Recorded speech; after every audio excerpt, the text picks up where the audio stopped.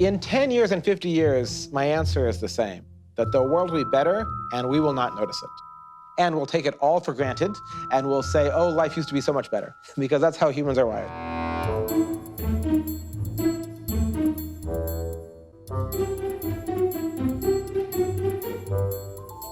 So energy is a vital resource for us. It's a $6 trillion a year industry. It undergirds our economy.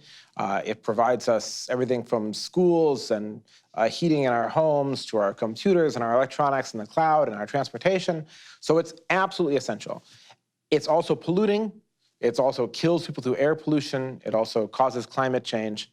But the good news is it's being disrupted, that the price of things like solar and wind and electric vehicles are all plunging. The price of solar has dropped by a factor of 250. That's the price of a solar panel over the course of my lifetime, even more than that. And that's because they're exponential technologies. And in general, people buy the cheapest energy possible. So that's the good news, is that we are making clean energy cheaper than dirty energy. The bad news is, as fast as that's happening, it's not fast enough. So we need to also make conscious choices as countries, as corporations, as individuals, to buy more of that clean energy and benefit all of us. Today, we're going to be talking about friction. Ramez Naam é cientista computacional e especialista em energia. Trabalhou para a Microsoft durante 13 anos. Liderou equipas de programadores que desenvolveram as versões iniciais do Microsoft Outlook e do Internet Explorer.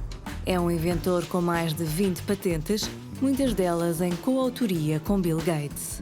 Acredita no potencial das novas tecnologias para transformar os negócios. Investe em startups, especialmente as que se focam em tecnologias disruptivas. É escritor de livros de ficção científica. The energy system is changing faster than people realize. Portugal gets almost half of its electricity from clean energy.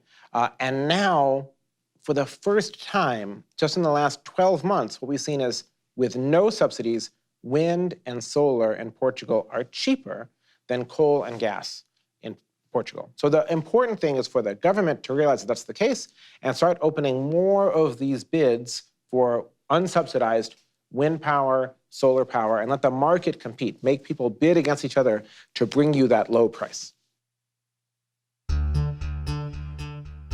A energia solar é uma das fontes mais abundantes e com menos impacto na vida humana e no ambiente.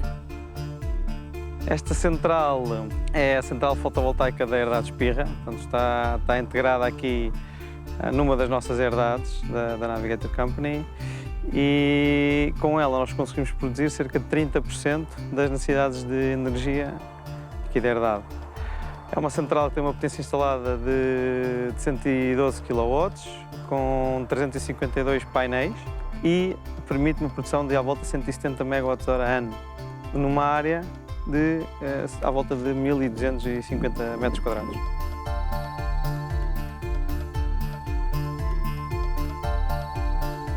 Esta central faz parte de um programa que nós temos na empresa. É a segunda que nós instalamos, portanto ela iniciou em 2018, no primeiro semestre de 2018, e veio, de certa forma, evitar algum consumo de energia da rede. Portanto, como disse, é a segunda, temos uma ligeiramente superior, de cerca de 2.200 kW instalada no nosso complexo industrial de Setúbal, e é também com o mesmo efeito de evitar compras de energia que podem ter várias origens, entre as quais a fóssil.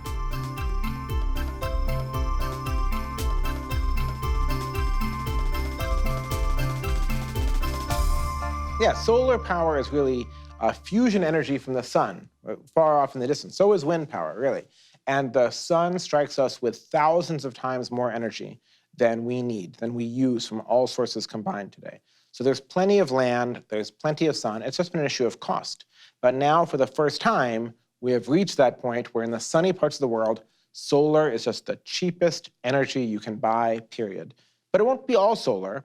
Solar is it's entirely during the day, and there's more solar in summer than winter. So wind power, which Portugal has invested in, works very well because it complement solar. The wind blows more at night and the wind blows more in winter. So you can put them together to have a really best of both worlds.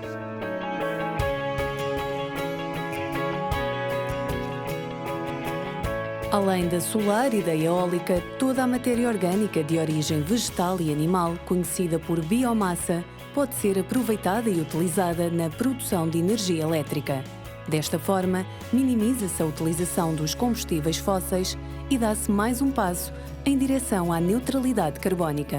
A central termoelétrica de biomassa de Setúbal é uma central que produz energia a partir de biomassa residual florestal, portanto, ou seja, dos sobrantes da atividade florestal.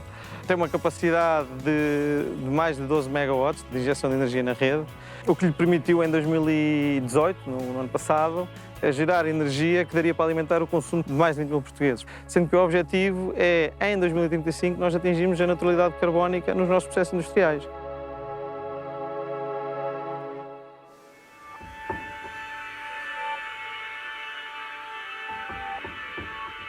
Nós estamos dentro das instalações da ITS, a Indústria Transformadora de Subprodutos.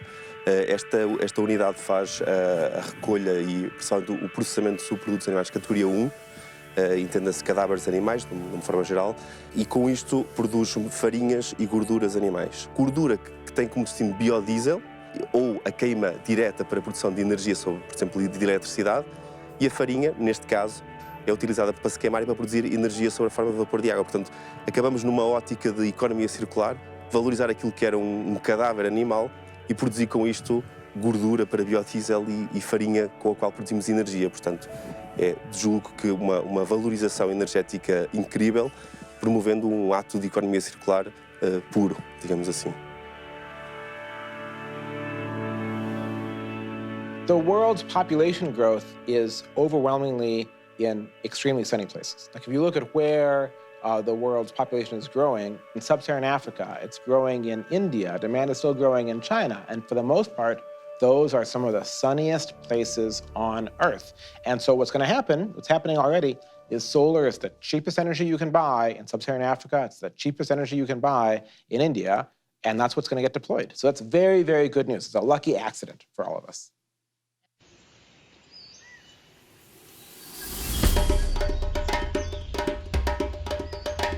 Grande parte do continente africano tem um déficit de acesso à energia e à eletricidade. Da energia dependem a saúde, a educação, os transportes e as infraestruturas. Torna-se urgente uma combinação para fornecer uma energia segura e limpa, acessível e sustentável às comunidades mais remotas e até agora esquecidas.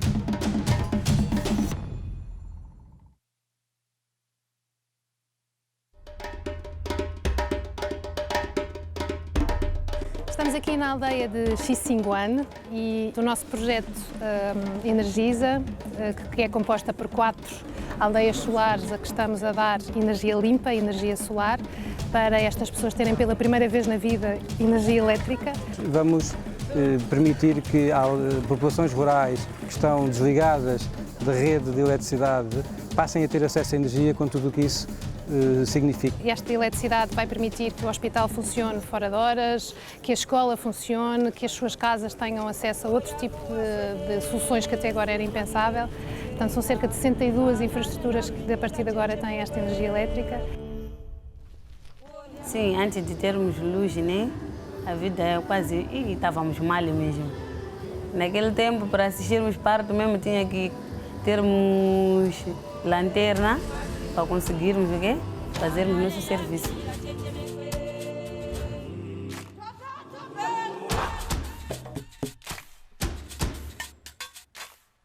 Este projeto ele vai ajudar sobremaneira naquilo que é a nossa visão do Programa Nacional de Energia para Todos, que é chegar a todos os moçambicanos com soluções de energia.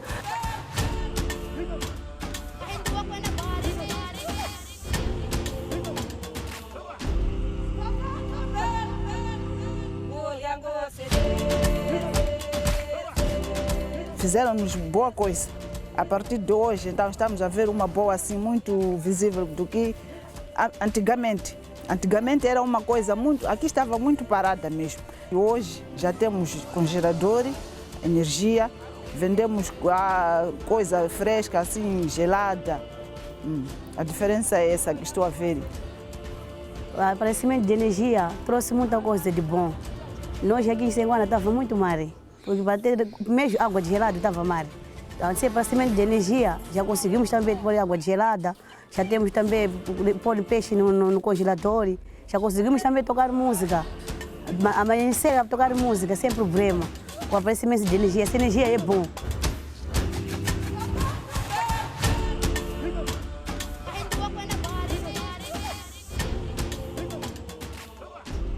Energy storage, battery technology, and related technologies are just exploding. They're still very expensive, they're still very young, but the price of battery storage has dropped by a factor of 6, more or less, since just 2010. 86% price drop since just 2010, which is incredible, and it's going to keep dropping. So now, for the first time, we see companies with solar and batteries beating natural gas, even for power after the sun sets for 2 hours or so. That's an incredible new inflection point, if you will. It's going to just continue. This is the most expensive solar will ever be, is today. The most expensive batteries will ever be is today. Every year, henceforth, they get cheaper and cheaper.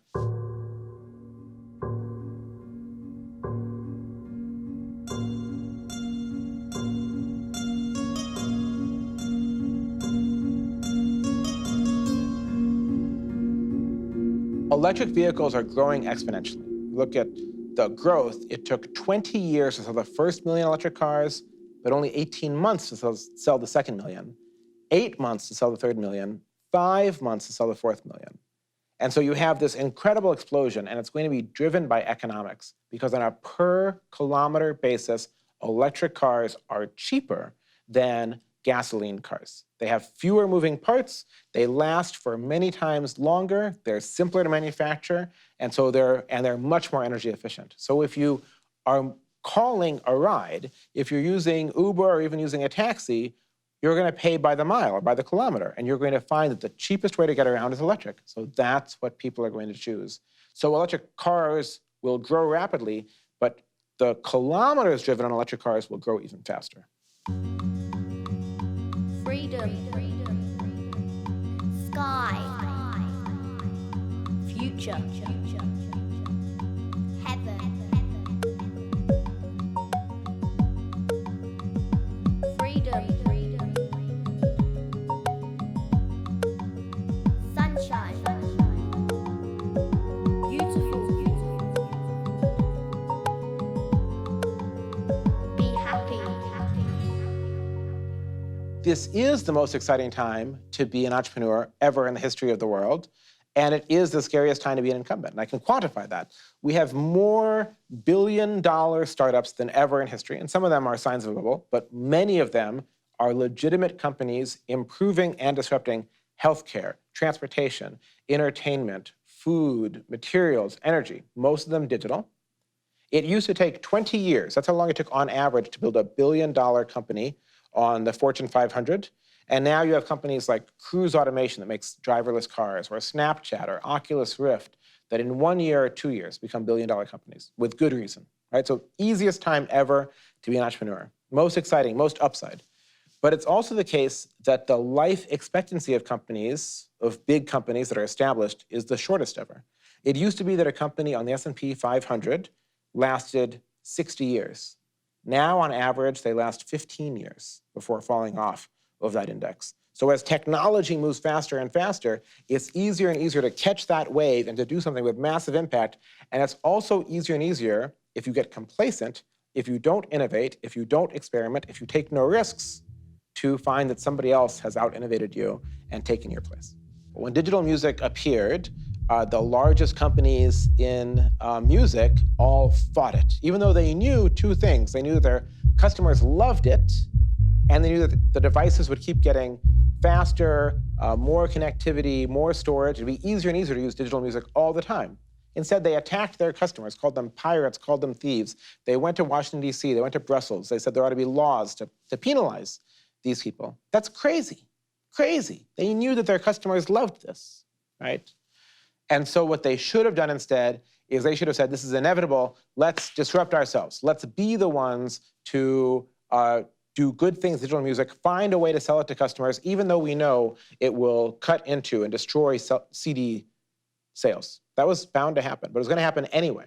And they didn't do that. They didn't have the courage to destroy their own revenue from CD sales, but the revenue still went down, and now companies like Spotify and Amazon and Apple dominate the music industry. And taxi drivers fight Uber, I don't know, join Uber. Taxi companies, if you have a service that offers something better for the consumer, that offers them a ride at half the price, where you can see where it is on the map, where you can rate the driver, where you know the driver has been well rated, where they use GPS, where it's predictable that it actually shows up, the customer wants it because it gives them a better service.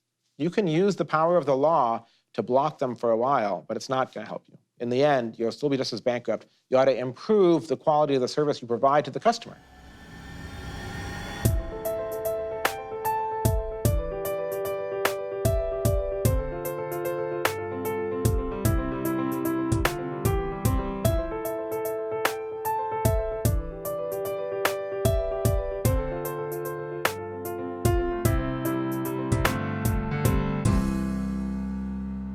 People love to feel that their life has purpose. And sometimes you think that you find purpose, sometimes you create purpose. But there's only so much you can gratify the self. There's only so much you can feel like you have been successful. The thing that study after study finds is that people that have the greatest well-being, the greatest health, are the ones who feel like their life has meaning, who feel like they've contributed to others in some way, that they've made some change that has a positive impact. I like to think of it as my life, I'm a stone thrown into a pond, and I'm going to fall into the pond and sink. I will die eventually, but the ripples will last long after I am gone.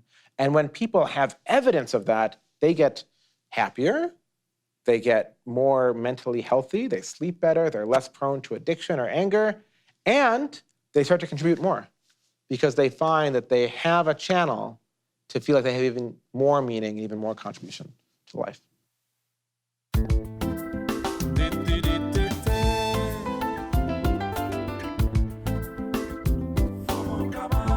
No para usar corpo com carbono, né? No para fumar rosto com fumo, né? No para usar corpo com cinza.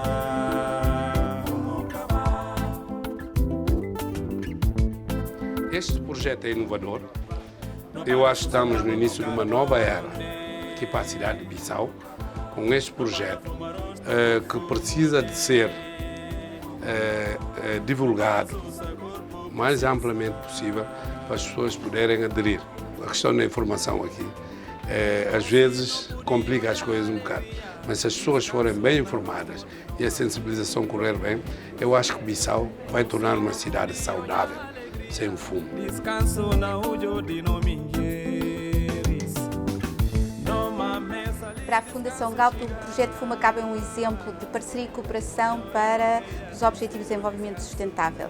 De facto, conseguimos reunir aqui um conjunto de parceiros que nos permitem desenvolver um projeto que tem na sua essência impactar positivamente a comunidade de Guiné-Bissau, suportá-la nos desafios da transição energética, na melhoria da qualidade da saúde das comunidades e também, por outro lado, fomentar o empreendedorismo no feminino.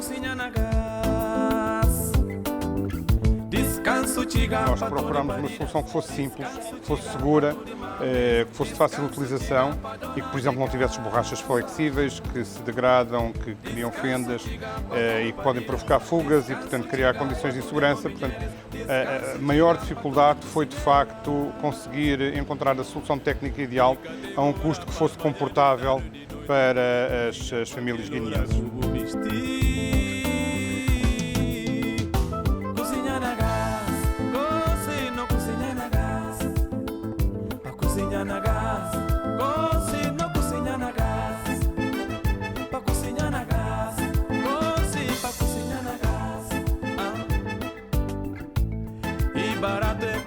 Este é um projeto muito importante, de cooperação para o desenvolvimento. Tem aqui várias vertentes significativas. Uma é a parceria em si, É uma honra para nós colaborarmos com a Fundação Galp, a primeira vez que o fazemos. É um tema importante que se coaduna com o ambiente, com a qualidade de vida dos cidadãos, em potenciar melhores condições de bem-estar para as comunidades locais.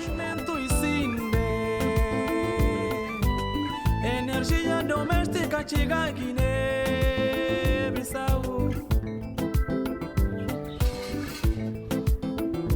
Pena bocaça. Se bu comprar botija de gás, é na parte o que boca pau levar. Singularity University really is about educating people and motivating them and being a catalyst. You know, we are not a traditional university. What we do is we take these incredible trends of exponential technologies across so many sectors, robotics to AI, to genomes, to health, to energy, to transportation, and we bring them all together and show people how radically they're changing the world and the opportunities to use it to improve the world around you. To improve your business, of course, to improve your life, to make money, but more than anything else, to address the greatest grand challenges of humanity and to make a better world.